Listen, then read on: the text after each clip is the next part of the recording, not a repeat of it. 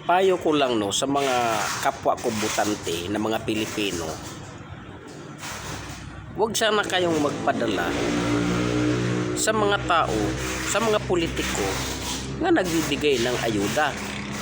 Halimbawa, mayroong nagbigay sa inyo ng ayuda, tanggapin ninyo. At huwag kaagad mahulog ang inyong kalooban at sabihin ninyong mabait ang tao na yon, kaya sila ay ibubuto nyo. Kung gusto ninyong magbago ang ating Pilipinas, kung tutuusin, wag natin dapat ibuto ang mga ganung tao eh. Bakit? Ay sinasanay lang tayong magbibigay ng ayuda eh, para mahatak ang ating loob para sila ay iboto pagdating ng eleksyon. Bawa kapag manalo sila, yun bang pagbibigay nilang ayuda ay tuloy-tuloy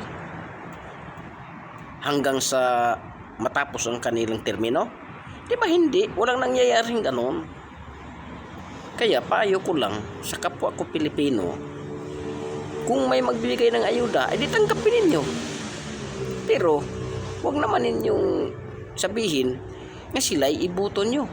Dapat nga hindi ninyo iboto yung mga kandidato nga nagbibigay ng ayuda. Alam nyo kung bakit? Kasi pagdating ng panahon at makaupo na sila, sisingilin sa inyo yan o kaya sa atin lahat. Kaya nga hindi umunlad ang ating bansa dahil dyan sa mga ayuda-ayuda na yan. Saan ba nanggaling yung pinag-ayuda nila? Di ba sa taong bayan din? Pagkatapos nauto lang kayo dyan.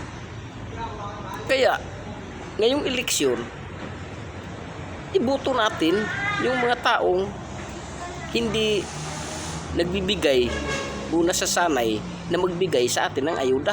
Sila yung mga taong gustong magbago ang ating bansa. Yun lang ang masasabi ko. Kaya nga sa eleksyon, kung may magbibigay ng ayuda, tanggapin ninyo. Pero wag naman sana din kayong masanay sa bigay-bigay ng mga ayuda. Dahil kayo din ang sisingilin yan Kaya nga tayo hindi umuunlad Dahil tayo nasisilaw doon sa ayuda. Tapos sasabihin ka, mabait si ganito dahil binibigyan kami ng ayuda. Ang tanong dyan, hanggang sa kaapu-apuhan ba ninyo yan ay binibigyan kayo lagi ng ayuda kapag nasa gobyerno na sila? Di ba hindi? Kaya mag-isip-isip naman tayo para mabago ang takbo ng ating bansa.